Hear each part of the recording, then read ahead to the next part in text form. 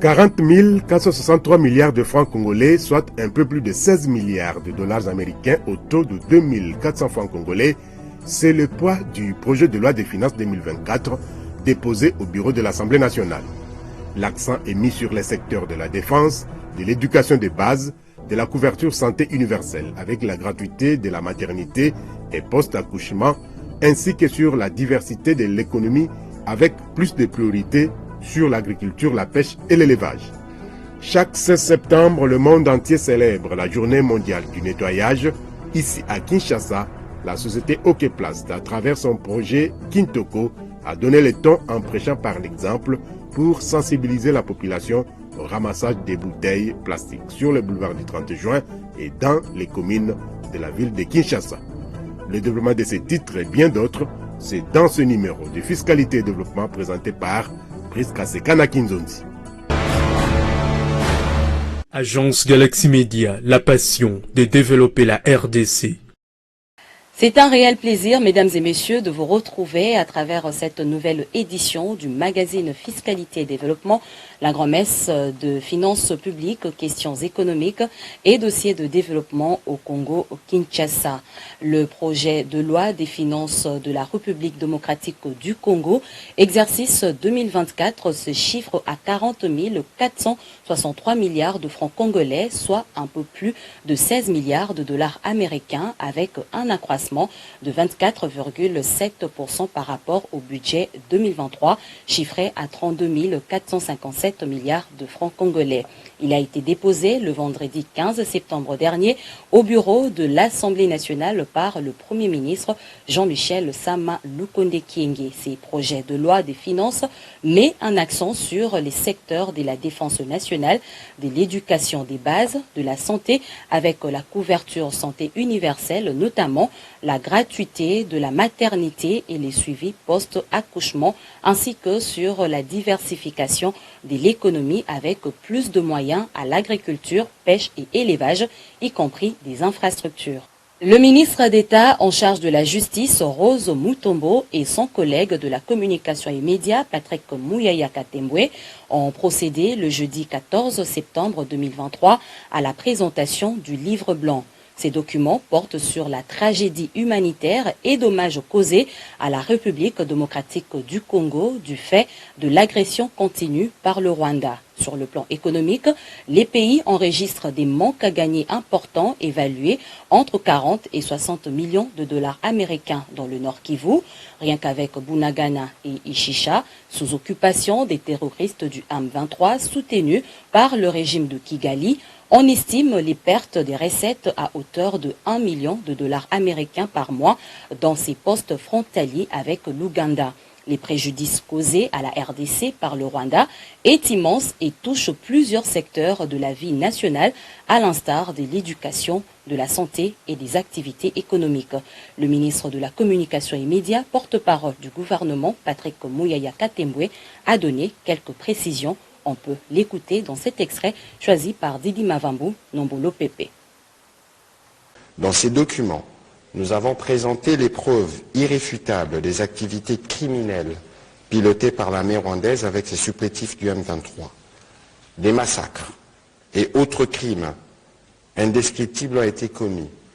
Et aujourd'hui, plusieurs familles sont séparées, dévastées, et beaucoup de compatriotes sont en errance dans leur propre pays. La catastrophe humanitaire en cours est une illustration des conséquences incalculables de cette aventure funeste. Au-delà de la tragédie humanitaire, avec plus de 2,3 millions de déplacés et les conséquences que cela fait courir évidemment avec la déforestation et la pression pour la recherche de bois de chauffe pour ces populations déplacées, la scolarité de plus de 200 000 enfants est compromise. Les écoles ont été désertées, certaines occupées, d'autres ont été carrément détruites et incendiées. Les dommages causés sur le parc du Virunga, patrimoine protégé de l'humanité, sont incalculables et peuvent nécessiter, d'après les experts, une bonne dizaine d'années pour sa réparation. Les activités économiques autour du parc ont été totalement perturbées, occasionnant des pertes évaluées entre 40 et 60 millions de dollars américains. Les coûts quotidiens de cette occupation est lourd. Il est constitué des pertes énormes au trésor public provincial et national. Rien qu'avec le poste frontalier, principalement de Bunagana et d'Ichacha, c'est plus d'1 million de dollars américains de manque à gagner chaque mois. Ici, nous avons un tableau plus intéressant qui vous donne des indications sur les manques à gagner, parce qu'on parle beaucoup de Bunagana qui représente dans cette partie du pays le principal poste frontalier. Il y a le poste frontalier d'Ichacha, mais c'est à Bunagana qui a le gros des activités. Ici, je vous donne à titre indicatif des chiffres de 2020. Vous avez annuellement, donc en francs congolais, à peu près 17,2 milliards de francs congolais qui étaient générés par ces postes frontières. Si nous devons appliquer les taux aujourd'hui, nous sommes à peu près 8 millions de dollars que nous gagnons annuellement, mais aujourd'hui, en 2023, on a gagné 0 $. Et donc, ça vous donne une indication des activités barbares, parce qu'il y a évidemment de la fraude qui est organisée pour pouvoir tirer profit de tout cela. Justement, en rapport avec les recettes douanières, une réunion technique du comité des suivis évaluation du contrat de performance signé entre la DGDA et le ministère des Finances a été organisée entre la haute direction et les directeurs centraux et provinciaux de la douane congolaise. C'était le vendredi 15 septembre 2023 au 7e niveau de l'immeuble de cette régie financière. Cette réunion d'évaluation des recettes organisée en présentiel et par visioconférence avec le directeur centraux et provinciaux de la Direction générale de douane et accises au DGDA sous la conduite de Bernard Kabessi Moussangou, directeur général de la douane congolaise, fait suite aux nombreux travaux organisés en interne afin de s'auto-évaluer et définir les priorités stratégiques pour atteindre les assignations budgétaires définies dans le contrat de performance entre la DGDA et le ministère des Finances pour la mobilisation des recettes de l'exercice en cours. Je vous rappelle qu'au terme de l'article 6, alinéa 2 du dit contrat, l'évaluation de la performance s'apprécie par rapport d'une part aux recettes réalisées, à l'exécution des activités assignées et enfin au niveau d'atteinte des indicateurs de performance retenus. C'est donc dans cette optique que l'ordre du jour des travaux va s'articuler sur les points ci-après. L'évaluation du niveau de réalisation des recettes au 31 août 2023 par province douanière ainsi que par bureau de douane, la mise en œuvre des mesures correctives en vue de l'amélioration de la mobilisation des recettes douanières et accisiennes. Au cours de cette réunion, les directeurs centraux et provinciaux ont exposé à tour de rôle sur les recommandations requises et les différentes rubriques en indiquant les mesures correctives mises en œuvre. Pour l'exercice 2023, l'administration douanière congolaise est appelée à mobiliser un peu plus de 4 000 milliards de francs congolais, soit une progression des recettes à mobiliser en 2023 de l'ordre de 8,4% avec un effort des services supplémentaires attendu de 28% comparativement aux réalisations des recettes de 2022. Première pourvoyeuse des recettes douanières, la province du Katanga appelée à faire davantage. Message lancé au personnel de la DGDA Katanga par Jean-Louis Baouna Mabolia, directeur général adjoint de la DGDA chargé de questions techniques. On fait le point avec Lambert Yuma Ramazani, notre correspondant.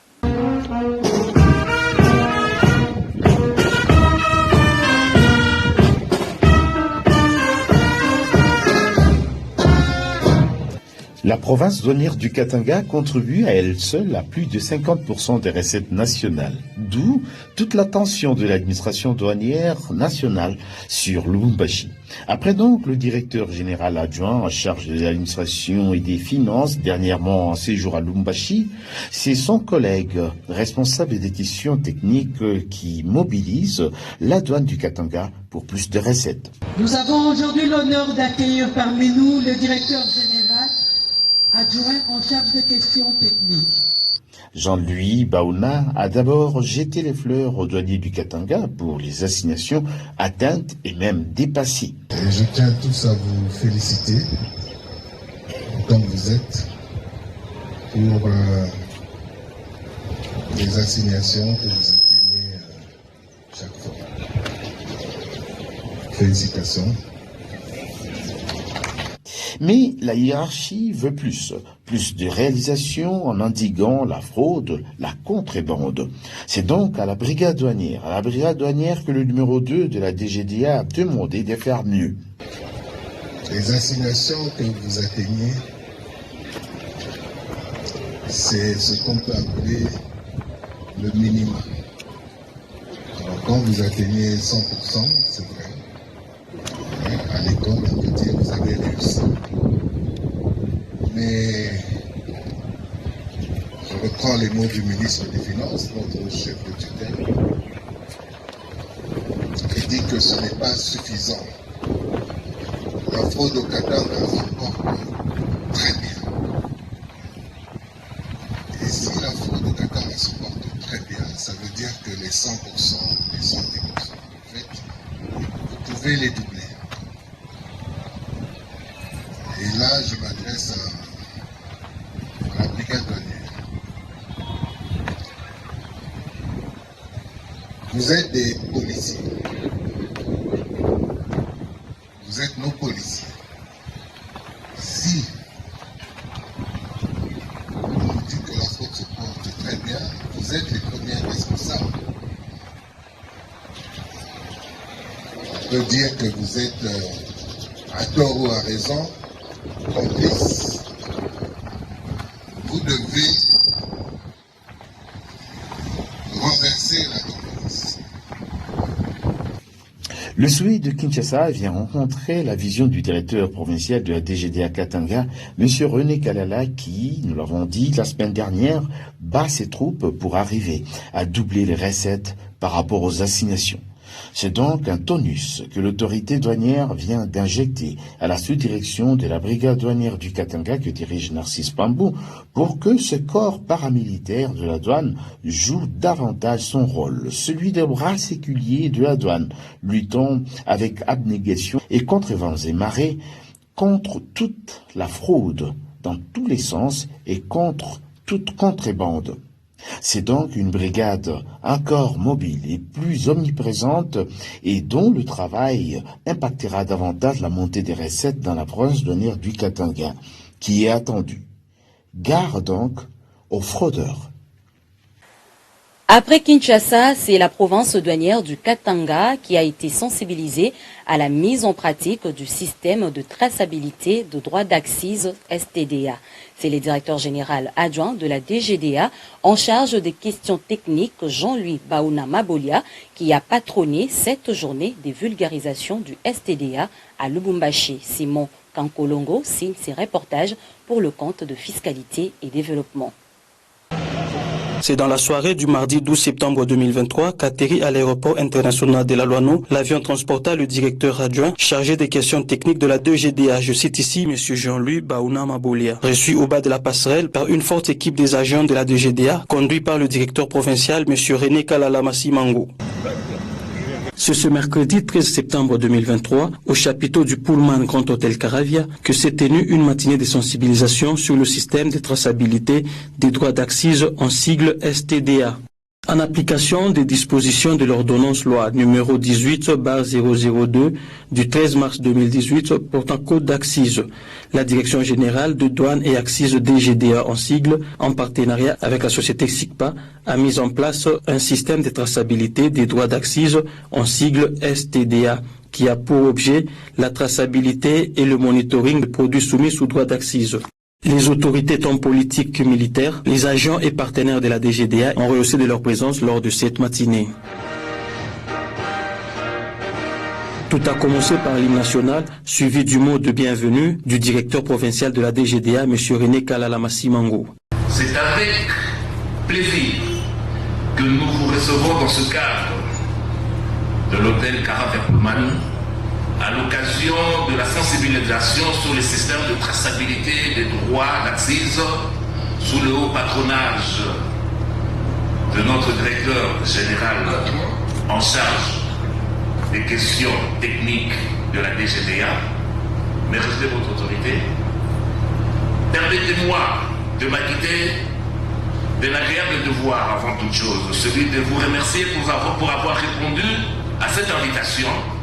À vous tous alors, nous vous souhaitons la cordiale bienvenue. Juste après le mot d'ouverture du directeur provincial, M. René Kalalamassi-Mango, est venu le mot de circonstance par le directeur général adjoint chargé des questions techniques de la DGDA, M. Jean-Luc Baouna Mabolia. En date du 13 mars 2018, son Excellence, Monsieur le Président de la République, chef de l'État, avait promulgué l'ordonnance loi numéro 18/002 portant code des accises. Ce texte qui a été publié au journal officiel de la République démocratique du Congo le 18 avril 2018 a apporté un certain nombre d'innovations en matière des accises, notamment l'instauration d'une surveillance électronique et du suivi en temps réel des activités de fabrication de marchandises et des fournisseurs de services soumis aux droits d'accise. La possibilité pour l'administration de faire recours au service des experts extérieurs lorsque les contrôles requièrent des connaissances techniques particulières. Le pouvoir réglementaire reconnu au ministère des Finances d'instaurer comme dispositif de lutte contre la fraude en matière d'accise à l'importation et ou à la production locale des signes fiscaux officiels qui doivent être apposés sur les emballages individuels des marchandises qui passent entre les mains des consommateurs. Après le mot de circonstance, différents intervenants sont passés sur le podium, question de faire comprendre aux participants le bien fondé de ce système de traçabilité des droits d'accise. La plateforme s'est basée sur deux types de marquages. Le marquage banderole fiscale, qui sont hautement sécurisés et munis d'un code unique invisible, et aussi le marquage hautement sécurisé directement appliqué sur l'emballage. Donc ici on parle des machines qui sont installées dans les usines pour marquer directement sur toutes les bouteilles, toutes les canettes, tous les packs de cigarettes. Juste après les différents exposés, est venu le temps de questions-réponses entre orateurs et participants. C'est par une photo des familles et un cocktail qu'a pris fin cette matinée de sensibilisation. Tout de suite après, donc jeudi 14 septembre 2023, marque le début de la formation des agents et cadres de la DGDA sur le système de traçabilité de droits d'accise STDA en sigle. Voilà, le STDA, c'est un système, en réalité un système de contrôle. Le STDA ne va pas remplacer les douaniers, mais au contraire, il va aider les douaniers à mieux faire leur travail. Et une fois que le STDA sera installé, vous devez être conscient qu'on va vous demander plus que ce qu'on vous demande maintenant, parce que vous aurez à disposition un outil qui va vous permettre de mieux travailler. Tous réunis dans la grande salle de la DGDA, cette formation est dispensée par les experts de la société SICPA. Des combats, tout ça, il y a des profils, donc il y a plusieurs profils. Il est temps que la population congolaise en général et en particulier les importateurs et exportateurs à s'approprier de ces nouveaux systèmes dits de traçabilité des droits d'accise. Autre chose à présent, la Direction générale des impôts DGI rappelle aux contribuables l'échéance du paiement du 3e acompte provisionnel de l'impôt sur les bénéfices et profits IBP qui concerne exclusivement les assujettis relevant de la direction des grandes entreprises, des centres des impôts et de sièges modélisés des directions provinciales des impôts. Plus de détails dans cette lecture de Geneviève Mizeguele Katengesia.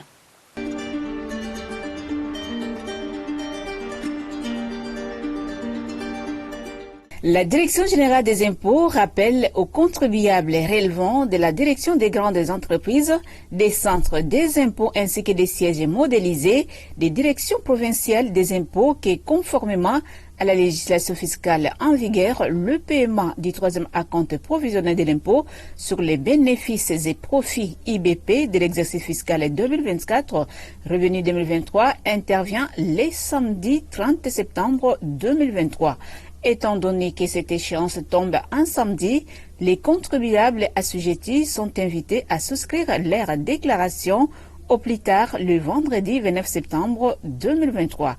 Les montants du dit acompte représentent 20% de l'IBP déclaré au titre de l'exercice comptable 2022, augmenté des suppléments éventuels établis par l'administration fiscale au titre des 10 exercices, que ces sommes fassent ou non l'objet des contestations. Leur attention est attirée sur le fait que le montant de la compte due est à payer dans son intégralité conformément aux dispositions de l'article 3 de la loi des finances numéro 22/071 du 28 décembre 2022 pour l'exercice 2023 qui interdit les compensations. Par ailleurs, les défauts ou l'insuffisance des paiements de la compte provisionnelle dont le délai légal donnera lieu à l'application d'une amende égale à 50% de la compte non versée.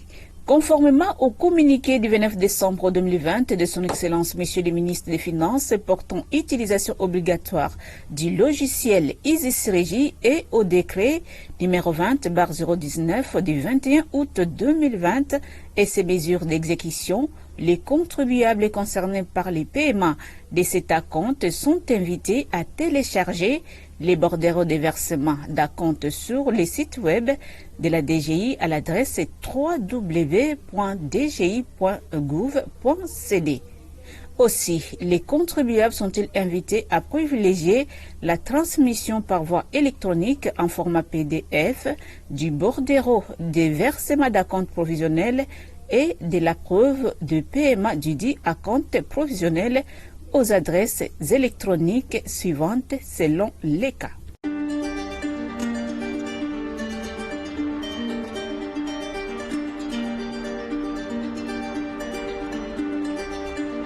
Fait à Kinshasa le 13 septembre 2023. Communiqué signé Barnabé Mwakadimwamba, directeur général de la DGI. La ville de Dubaï aux Émirats arabes unis va abriter le travaux du 28e sommet mondial sur les climats COP28 du 30 novembre au 12 décembre 2023. Les dirigeants mondiaux, les experts du climat, la société civile, les médias et autres s'y sont donné rendez-vous à ce sommet qui vient après celui de Sharm el-Sheikh en Égypte en 2022. C'est la ministre d'État en charge de l'environnement, Eve Bazaïba Massoudi, qui a procédé au lancement de travaux préparatoires vendredi 15 septembre 2023 au ministère de l'Environnement et Développement durable. Reportage de Muriel Makessi-Loutina et Armen Goma. C'était devant les organisations de la société civile environnementale, les médias et les ministères sectoriels que le ministre d'État en charge de l'environnement et développement durable, Eve Bazaïba Massoudi, a procédé au lancement des travaux préparatoires de la conférence des parties sur le changement climatique COP28. La République démocratique du Congo va participer à la COP28 en tant que membre État partie à la Convention cadre des Nations Unies pour le climat et surtout membre des Nations Unies. Cette 28e conférence des parties à la Convention cadre des Nations Unies sur le changement climatique se tiendra cette année à Dubaï, aux Émirats arabes unis. Et ça va commencer du 30 novembre, donc ça va aller du 30 novembre jusqu'au 12 décembre 2023. Comme vous le savez, la COP28 constitue pour la République démocratique du Congo une opportunité supplémentaire afin d'affirmer son leadership régional, d'abord la région Afrique, et mondiale sur les questions relatives à la lutte contre le changement climatique, conformément au programme d'action du gouvernement 2019-2022 et conformément aussi à l'engagement que la République démocratique du Congo avait pris depuis 50 ans aujourd'hui que nous sommes dans la voie de la préservation de notre environnement et de la lutte contre le changement climatique. Cette conférence réunira les pays signataires de la Convention cadre des Nations Unies sur le changement climatique et va aborder des thèmes cruciaux au centre des enjeux écologiques mondiaux. Les principaux thèmes qui seront en discussion, ça sera notamment la finance climat. La finance climat.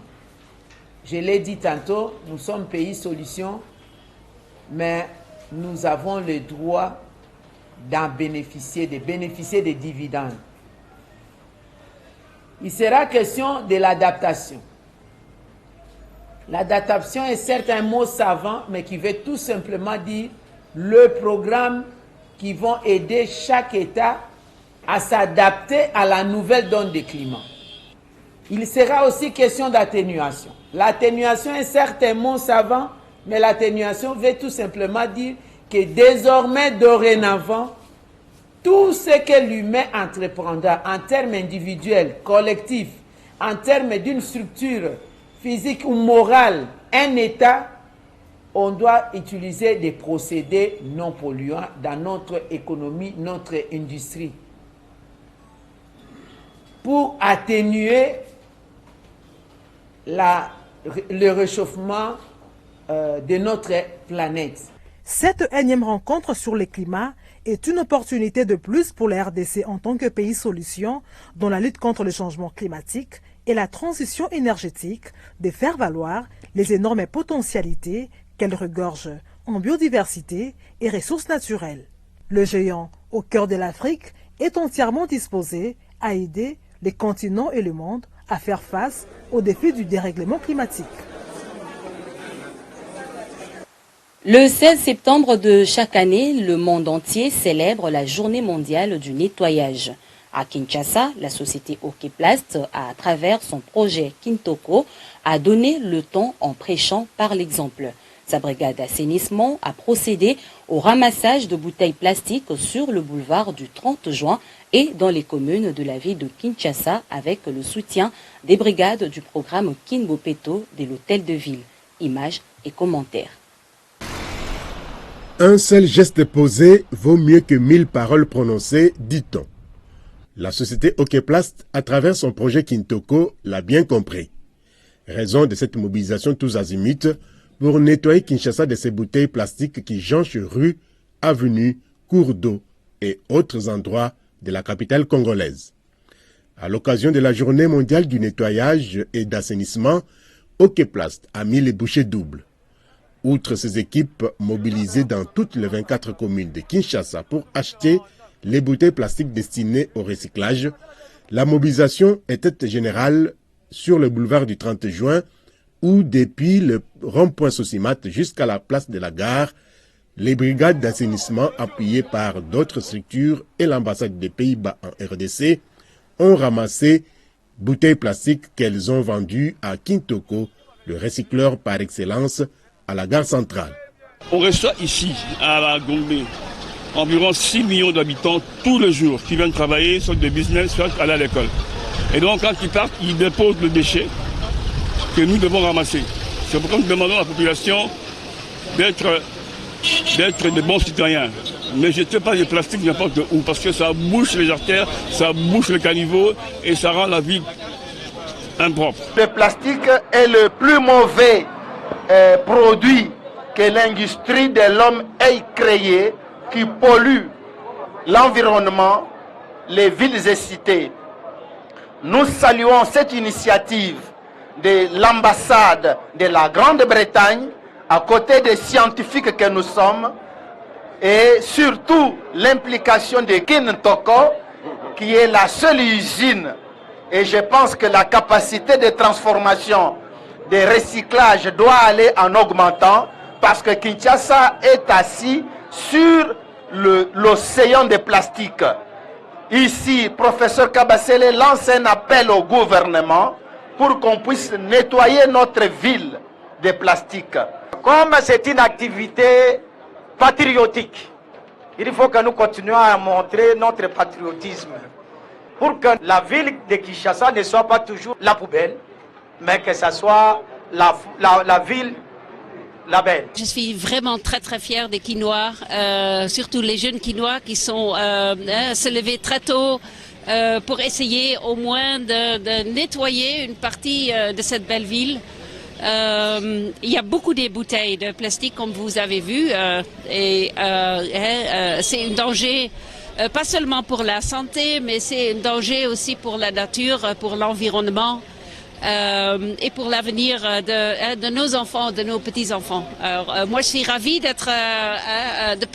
contribuer un tout petit peu, très modestement, comme Pays-Bas. Pour nous, l'environnement, c'est un de nos thèmes principaux. Et j'espère que ce n'est pas seulement aujourd'hui, mais qu'on continue à travailler avec les Quinois pour protéger l'environnement. Le même exercice d'achat des bouteilles s'est poursuivi dans les autres communes de la capitale, comme ici, à la maison communale de Limete et à Kinsenso, où les brigades d'assainissement et autres particuliers ont aussi ramassé les bouteilles que Kintoko a achetées sur place pour les recycler en son usine de Kingrabwa, Kintoko by Okeplast, qui vient en soutien au programme Kinbopeto, cher au gouverneur Jantiningo Bilambaka, ne jure que par l'assainissement de la capitale Kinshasa, miroir de la République démocratique du Congo. Dernièrement, nous étions à l'hôtel de ville pour réceptionner le matériel que vous avez prévu pour l'assainissement. C'était un don que le groupe Angèle Cosmétique a offert à la population quinoise à travers nous les bourgmestres. L'objectif c'est que Kinshasa doit devenir propre. Ça, je vous remercie. Et c'est à l'occasion que j'ai pu m'exprimer pour vous dire, mais à Kinshasa, ça n'existe pas. Et aussitôt dit, aussitôt fait. Nous avons réceptionné les sacs et il reste seulement un seul désidérata. Je crois que dans les jours à venir, comme vous m'avez promis, tout sera fait. Jérôme Sekana Papa, délégué général du groupe Angèle, donne les motivations de cette action salvatrice pour l'environnement congolais. Maintenant que nous venons de terminer notre marche, ceux qui ont ramassé les bouteilles, Kintoko va les acheter sur place. C'est pour vous dire que les bouteilles plastiques que vous jetez peuvent vous procurer de l'argent. Et quand vous nous vendez ça, nous allons recycler pour remettre encore ça sur le circuit. C'est ce qu'on appelle le recyclage. Kintoko, c'est l'usine, l'unique que nous avons ici, qui est installée sur poids lourd et qui recycle par jour, tenez-vous bien, 30 tonnes de bouteilles plastiques. Notre objectif, c'est de recycler 50 tonnes par jour. Nous donnons de l'emploi et puis nous protégeons l'environnement. Tout à l'heure, le professeur venait de vous le dire, les déchets plastiques détruisent les sols, détruisent la fertilité des sols. Les déchets plastiques, ça crée des érosions. Les déchets plastiques sont à la base des maladies hydriques. Donc, en faisant ce que nous faisons, nous sauvons des vies. Voilà pourquoi, une journée comme celle-ci, nous devions nous mobiliser, mettre nos énergies ensemble pour permettre à la population d'avoir des éco-gestes. Par ces gestes éco-citoyens, Okeplast et Kintoko ont donc passé le message de sensibilisation au nettoyage du milieu. Ils attirent ainsi l'attention sur la nécessité de préserver l'environnement en les débarrassant de toutes les bouteilles plastiques qui constituent en fait la matière première pour l'usine Kintoko de Okeplast pour pérenniser l'économie circulaire grâce au recyclage de ces bouteilles plastiques en d'autres objets réutilisables. L'entreprise Okeplast, filiale du groupe Angèle, a remis un lot important des matériels d'assainissement aux 24 communes de la capitale congolaise. C'était à l'hôtel de ville de Kinshasa le mardi 12 septembre 2023 en présence du gouverneur Jantini Ngobilambaka. C'est un reportage de Céline Boumba Angélani Lagrasse sur les images de Armen Ngoma Moussakanda. Devant une foule immense, le gouverneur de la ville-province de Kinshasa, Jantini Ngobilambaka, reçoit symboliquement des kits d'assainissement de main du délégué général du groupe Angèle, Jérôme Sekana Papa. Ces lots de matériel de propriété est destiné aux 24 communes de la capitale congolaise, bien représentées par leur bourgmestre. Composé de brouettes, râteaux avec manches, pioches, bêches, brosses dures, bottes, gilets, chemises, gants, salopettes, cache-nez et casques, ces kits d'assainissement ont immédiatement été remis à chaque autorité municipale. En vue d'assurer l'acheminement de ces matériels de l'hôtel de ville dans les communes respectives, une enveloppe de 100 000 francs congolais contenant le frais de transport a été aussi remise à chaque bourgmestre. À cette occasion, l'initiateur de Kinshasa Bopeto a rappelé à ces derniers l'obligation qui incombe à chacun de s'impliquer dans ces programmes inscrits dans la vision du chef de l'État, Félix Antoine Tshisekedi Tshilombo. Angèle Cosmétique. Cher Jérôme, c'est un grand plaisir pour moi de me retrouver ici, accompagné de tout le bourgmestre de la ville de Kinshasa, ici présent, pour recevoir ces matériels nous donnés par le groupe Angèle Cosmétique. La remise de ces matériels de salubrité entre dans le cadre de notre programme Kinshasa Opeto. Et le partenariat avec Angèle Cosmétique a porté un fruit qui est visible aux yeux de tout le monde. Il a porté du bon fruit et cette société s'est démarquée dans le domaine de la salubrité, surtout dans le domaine des ramassages des bouteilles en plastique, à sensibiliser aux différentes populations, à passer par des relais communautaires, les radios, pour que les citoyens, les Kinois, les citoyens lambda, Kinois, Congolais d'une façon générale, habitant Kinshasa, arrivent à poser des éco-gestes, des gestes d'écologie. Parce qu'avec cette société, nous allons travailler comme on le fait en Europe. Il y aura des poubelles partout, un système de ramassage des déchets déjà auprès des ménages. Donc vous devez sensibiliser les ménages de vos communes respectives. Et les ménages vont devoir aussi payer les prix, c'est-à-dire qu'ils vont devoir payer la taxe de la salubrité. Vous tous, le bourgmestre de commune, le chef de quartier, ainsi que les chefs de rue. Parce que les choses sérieuses vont commencer pour assainir complètement notre ville de Kinshasa. Beaucoup vont dire, non voilà, depuis qu'il est là, qu'avec 4 ans, et on n'a rien vu. Non, c'est un processus. C'est un processus qui a pris du temps, mais nous y sommes arrivés. Je vous invite, monsieur le bourgmestre, monsieur le chef de quartier, monsieur les chefs de rue, Kinoises et les Kinois, l'heure est arrivée où les Kinois, d'une façon générale, est censé prendre conscience, est censé s'occuper de son cadre de vie, c'est-à-dire embellir la devanture de sa parcelle, nettoyer le devant de sa parcelle, de son avenue, s'occuper de son quartier, s'occuper de sa commune. Et ce n'est qu'avec ça, ce n'est que comme ça que nous pourrons avoir une ville assainie et propre. Telle est la vision du président de la République, telle est la vision de votre gouverneur. Geste salué par les patrons des entités territoriales décentralisées de Kinshasa qui n'ont pas manqué de jeter de fleurs à l'entreprise Okeplast, filiale du groupe Angèle, qui a mis en place les projets Kintoko en soutien à Kinbopeto, initiative du gouverneur Jantini Ngombila Mbaka. Ça ne peut qu'être la joie, parce que le souci premier est de rendre nos communes salubres, nos communes propres, et quand on a des kits comme ça pour nous soutenir, ce n'est qu'une bonne chose. On ne peut qu'être joyeux et content.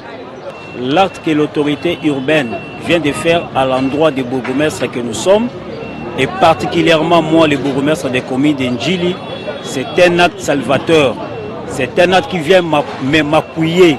C'est un acte qui vient me booster dans l'activité quotidienne que nous sommes en train de faire dans la commune d'Ndjili. Les impressions sont bonnes parce que ce n'est pas tous les jours qu'on a des matériels comme ça.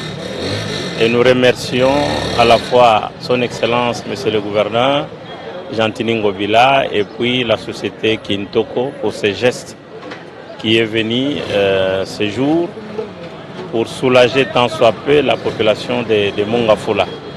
Nous disons encore merci parce que Kin Bopeto, qui est le cheval de bataille du président de la République et du gouverneur, passe par Mongafola à travers notre brigade et bientôt nous allons essayer d'aller de l'avant pour mettre la propreté chaque jour dans notre commune. Cette action et l'exécution sont failles de la convention signée entre l'hôtel de ville de Kinshasa et Okeplast, filiale du groupe Angèle.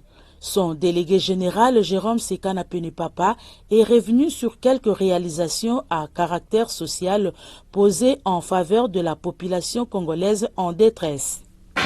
Vous savez, l'usine Kintoko que nous avons construite dans la ville de Kinshasa sur Kingabwa, Sokobelam, Limete, est née de la vision du gouverneur Gentini Gobilambaka. Quand il a pris les pouvoirs, il avait lancé la vision Kinshasa Bopeto. Et nous avons conçu le projet de Kintoko, l'usine, qui a coûté plus ou moins 15 millions d'euros à nos actionnaires. Et nous continuons à remercier son Excellence Monsieur le Président de la République qui était venu inaugurer cette usine. Nous avions signé une convention avec l'hôtel de ville de Kinshasa. Dans cette convention, il est écrit noir sur blanc que nous devons accompagner la ville de Kinshasa dans la sensibilisation de la population, dans la salubrité. C'est ainsi qu'il y a 2 ans, vous nous aviez vu curer la rivière Kalamou jusqu'au niveau de pont Sendoué. Nous avions sorti sous ces ponts une vingtaine de tonnes d'ordures. Nous avions également curé à la première rue. Et cette année, nous avons construit le stadium Gentini Ngobilambaka dans la commune de Lemba Salongo. Et là, nous venons de livrer aux 24 communes le matériel d'assainissement. Rappelons qu'au terme de la convention signée entre les 2 parties le 9 février 2022, Okeplast s'était engagé à traiter, collecter et recycler les bouteilles en plastique PET, construire à Kinshasa des usines modernes de recyclage de toutes sortes de matières plastiques, déployer des conteneurs Kintoko en vue de procéder à l'achat des matières plastiques qui contribuent efficacement à l'assainissement de la ville de Kinshasa, conformément à la vision Kinbompeto conçue par le gouverneur Gentini Ngobilambaka. Et enfin, sensibiliser la population quinoise sur le respect des normes environnementales. Mission accomplie fidèlement par Okeplast qui a besoin des allègements fiscaux pour achever les travaux déjà entamés, à en croire le délégué général de la dite entreprise. Sur les marchés monétaires, la Banque centrale du Congo a affiché le taux du jeudi 14 septembre 2023, $1 américain à 2417,33 francs congolais, €1 à 2596,54 francs congolais, un franc CFA à 3,9 francs congolais et un rand, la monnaie sud-africaine, à 127,74 francs congolais. Au samedi 16 septembre 2023, au parallèle cette fois-ci, les taux a varié entre 2450 et 2500 francs congolais, le dollar américain dans la plupart des municipalités de Kinshasa. À l'aéroport international de Njili, la devise américaine s'échangeait à 2300 francs congolais, 2500 francs congolais dans plusieurs supermarchés de Kinshasa, 2520 francs congolais sur l'avenue Bokassa dans la commune de la Gombe, 2600 francs congolais les billets verts auprès des opérateurs de télécommunications.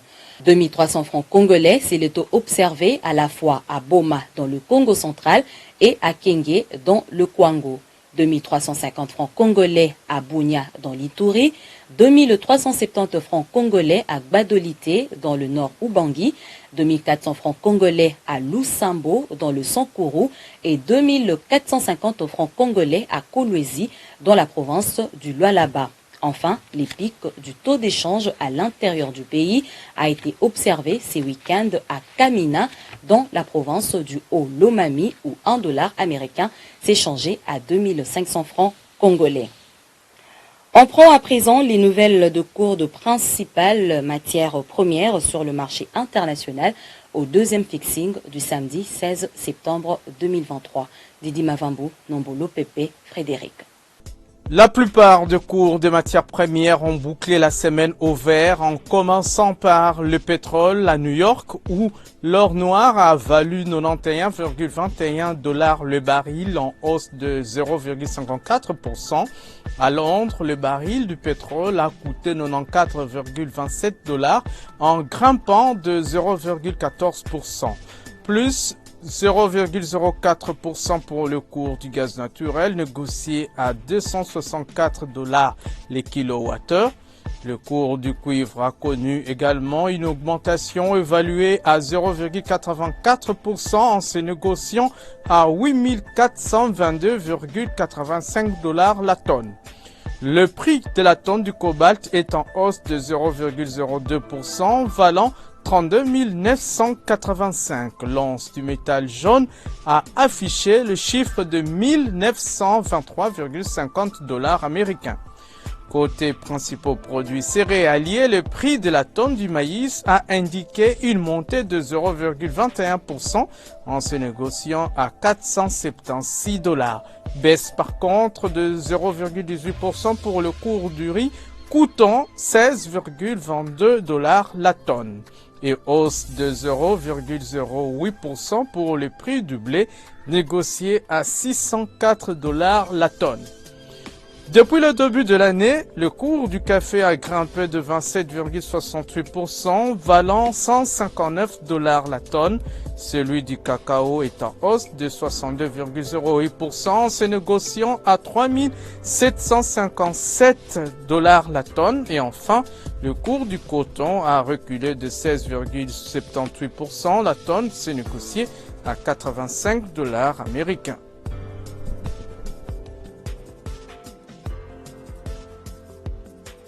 Un autre communiqué de l'administration fiscale congolaise dans ses magazines, il porte cette fois-ci sur l'acquittement des montants des avis de mise en recouvrement. Voici sa teneur. La Direction générale des impôts informe tout le contribuable, particulièrement ceux relevant de la direction de grandes entreprises et des centres des impôts qui ne se sont pas acquittés totalement ou partiellement des montants des avis de mise en recouvrement ou des déclarations que subsidiairement au communiqué officiel numéro 01/19/DGI/BSE/NK/2022 du 5 mai 2022 et 01/055/DGI/DG/IS/BSE/MMR/2022 du 18 novembre 2022. Elle procède au recouvrement forcé de droits dus au trésor public.